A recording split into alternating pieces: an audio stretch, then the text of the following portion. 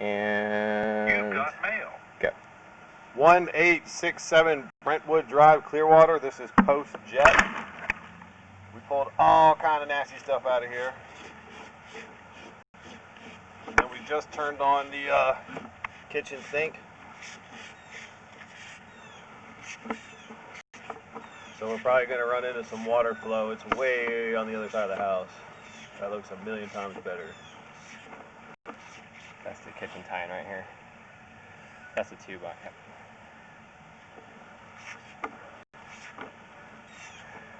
That's the kitchen. There goes another toilet tie-in.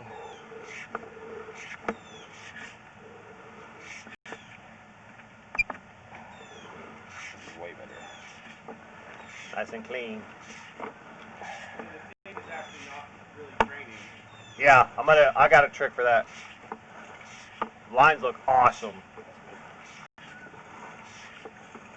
Alright, I'm gonna conclude the video.